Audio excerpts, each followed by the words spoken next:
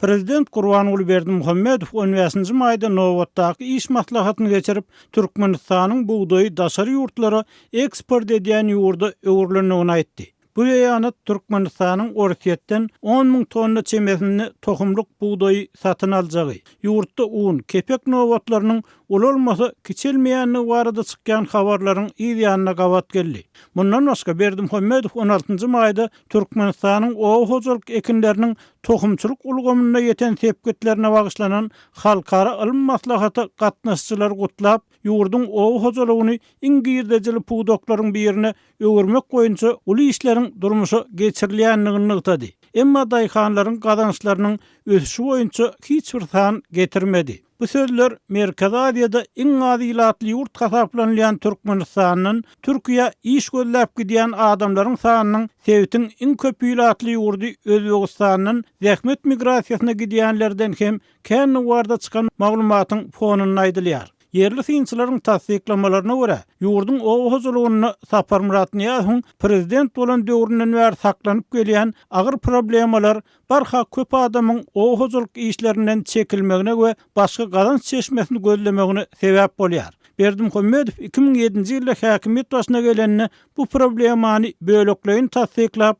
owa hojalygynyň meseleleri gutornukly çözmek, owa adamlar üçin zerur ähli iş etmek wadasyny berdi. Emma ol geçen ýyl bu wadasyny ýerine ýetirmeýänligini gytaklaýyn boyun alyp, 10 ýyl içinde özüniň ikinji owa hojalyk programmasyny teklip etdi. Täze teklibiň esasyny hususy telekeçilere, hasanygy hökümet tarapyndan gollanylýan senagatçylar we telekeçiler birleşiginiň agdalaryna uzak möhletli ýer, tehnik almak üçin bank kartlaryny bermek durýar.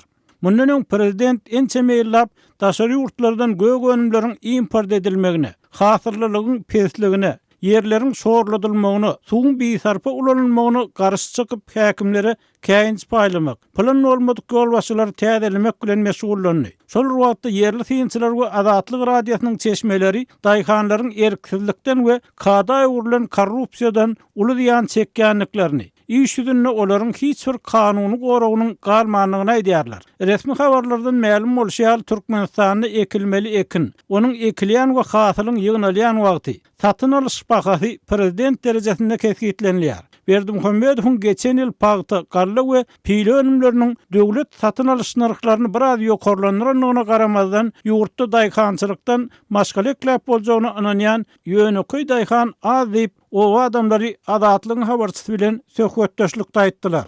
Häkimetleriň owa hojalygynyň problemalary boyun almalygy bir ýyllykda Azatlygyň habarçysy bilen söhbetdeş bolan ýaşulynyň pikirçe, Türkiýe iş gözläp gidýän owa adamlarynyň köpelmeginden başga hiç ýere gitmäge mümkinçiligi bolmadyk adamlaryň barha kän wezipeli ýa gruply raýatlaryň erksiz batyraklaryna öwrülmegine hem sebäp bolýar.